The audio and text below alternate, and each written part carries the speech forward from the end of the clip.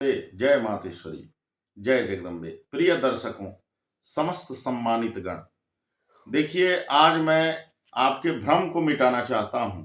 जैसे धनतेरस, दीपावली और जनमानस गण दोनों में विभेद विभेद अवस्था में फंस जा रहे हैं कि धनतेरस को पूजा श्रेयस्कर है या दीपावली के दिन श्रेयस्कर है। तो मैं इसको कंफर्म कर देना चाहता हूं, स्पष्ट करना चाहता हूं। पहला नंबर आप जान लीजिए कि कार्तिक कृष्ण पक्ष त्रयोदशी तिथि को ही धनतेरस मनाई जाती है।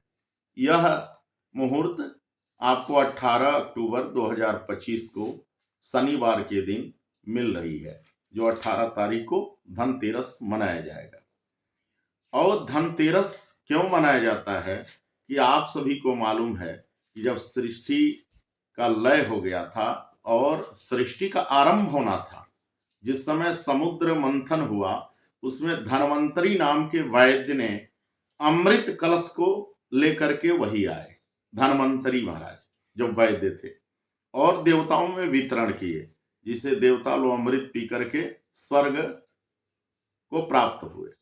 तो अब एक कथा आती है, एक बार भगवान नारायण और माता लक्ष्मी दोनों लोग पृथ्वी की परिक्रमा करने के लिए, पृथ्वी में भ्रमण करने के लिए इस मृतलोक पर आए। तो आए तो आते ही भगवान विष्णु ने कहा कि मैं दक्षिण दिशा जा रहा हूं, देवी आप यहीं ठहर जाओ। माता लक्ष्मी ने कहा प्रभु क्यों जा रहे हैं? कहा मैं जरा दक्षिण दिशा के तरफ, दक्षिण की दिशाओं को जानना चाहता हूं, आप यहीं ठहरे रहो। और भगवान विष्णु दक्षिण दिशा के तरफ चले गए। माता लक्ष्मी मानी नहीं, पीछे भी लग गई। पीछे जब गई तो इन्होंने देखा कि एक किसान का हरा भरा गन्ना लगा हुआ था। अब ईख को देख करके मोहित हो गई और इन्होंने, माता लक्ष्मी ने एक गन्ना उसमें से निकाला और चूसने लगी बैठ करके। और भगवान विष्णु दक्षिण दिशा के तरफ से जब भ्रमण करके आए तो इन्होंने देखा माता लक्ष्मी गन्ना खा रही हैं, गन्ना चूस रही हैं। अब ईख को चूसने को देख करके भगवान विष्णु क्रोधित हो गए। क्रोधित होकर के भगवान विष्णु ने शाप दे दिया। कहा जाओ अब तुम्हें 12 वर्ष तक किसानों के घर रहकर पूर्ण सेवा करनी पड़ेगी। ऐसा ही करके भगवान विष्णु पुनः क्षीर सागर में चले गए। अब आपको बताएं, अब इधर माता लक्ष्मी किसान के घर रह करके और मन योग से सेवा करने लगी। समय आया, 12 वर्ष पूर्ण हुआ, किसान मंत्रमुग्ध हो गए, किसान निहाल हो गए। अब समय पूरा हुआ, माता लक्ष्मी तैयारी करने लगी विष्णु लोक जाने के लिए, भगवान नारायण के पास। किसान ने जाने से मना कर दिया। कहा मां लक्ष्मी आपको हम जाने नहीं देंगे, आपको अब मेरे ही यहां ही रहना होगा। अब यह स्थिति को देख करके भगवान विष्णु भी थोड़ी देर के लिए भय कंपित हो गए। भगवान विष्णु भी आए। भगवान विष्णु ने कहा रे सुनो किसान भाइयों, मैं आप लोगों के सेवा के लिए 12 वर्ष के लिए छोड़ा था, लेकिन अब इन्हें जाना पड़ेगा। किसानों ने कहा कि प्रभु मैं ऐसा कदापि नहीं कर सकता, मैं इन्हें जाने नहीं दूंगा। लगे हट करने। भगवान विष्णु मन ही मन विचार करने लगे। भला विचार करो, लक्ष्मी जी एक व्यक्ति के पास नहीं जा सकती। लक्ष्मी जी को बड़े बड़े योद्धा, बड़े बड़े मानस मनीषी गण, तपस्वी गण कोई रोक न सके, क्योंकि ये चंचला है। तो भगवान विष्णु ने कहा एक काम करो, यदि आप लोग माता लक्ष्मी को रखना ही चाहते हो तो एक काम करो। कहा क्या? 4 कौड़ी दिया, कहा ले जाओ और सब परिवार पहले गंगा स्नान करके आओ और फिर लक्ष्मी जी आपके घर रहेंगी। किसानों ने ऐसा ही किया। कौड़ी लिया, गंगा स्नान के लिए सब परिवार चल पड़े। गंगा स्नान में 4 कौड़ियों को जैसे डाला, 4 चतुर्भुज धारी प्रकट हो गए, माने 4 हाथ निकला और चारों कौड़ी को ले लिया। अब किसानों को यह दृश्य देख करके किसान भी आश्चर्यचकित हो गए कि ये कौन है। कहा कस्तम हो, आप कौन हैं?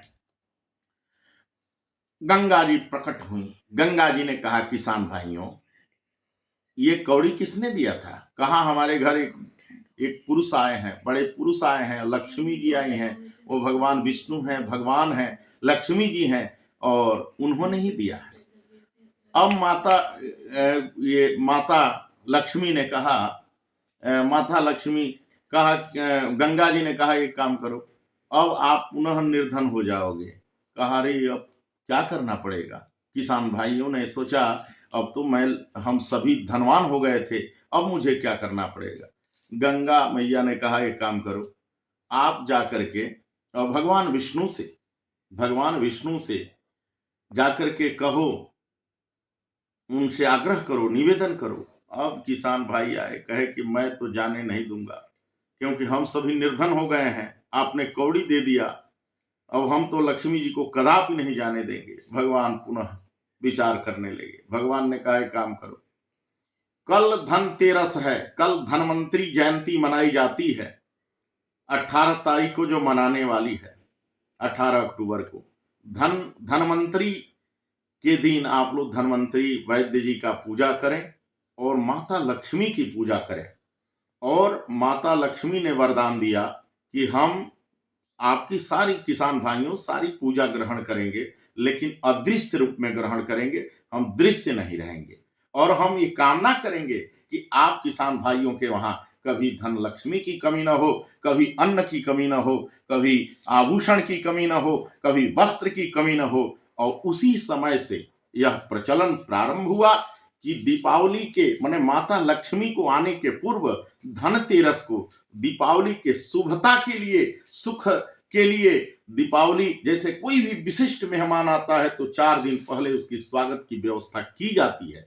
उसी प्रकार से माता लक्ष्मी के आगमन के पूर्व यानी उनके चरणरज की पूजा धनतेरस के दिन की जाती है और उसी का नाम धनवंतरी जयंती भी मनाई जाती है। और देखिए इस धनतेरस को मैं ये कहूंगा कि रजत आप लोग खरीदें, यानी चांदी, जैसी व्यवस्था हो, छोटा ही सही लेकिन चांदी खरीदना चाहिए। चांदी खरीदना शुभ कारक होता है, जिससे धन की कमी नहीं होती है। और वही देखिए अब सायंकाल में जम को दीप दान किया जाता है। यम दीप, शाम को दीप दान करने का विधान है, क्योंकि एक बार यमराज अपने गणों के साथ बैठे हुए थे और यमराजों से गणों ने कहा यमराज से, यम महाराज एक बात बताइए, इस पृथ्वी लोक पर लोगों की अकाल मृत्यु हो जाती है, हम सब जाते हैं, हमें अच्छा नहीं लगता है, इसका कोई निदान बताइए। तो यमराज ने कहा कि जो भी धनतेरस के दिन सायंकाल में जम के समय और हमारे लिए दीप दान करेगा, उसके यहाँ अकाल मृत्यु नहीं होगी। तो आइए बंधु, हम आज का विषय हमारा यही था कि धनतेरस और दीपावली में कोई भेद नहीं है। आप धनतेरस को भी पूजा कर सकते हैं और दीपावली के दिन भी पूजा कर सकते हैं। दोनों का ही महत्व अनुपमेय है। इसी के साथ वाणी को विराम। जय जगदम्बे, जय मातेश्वरी।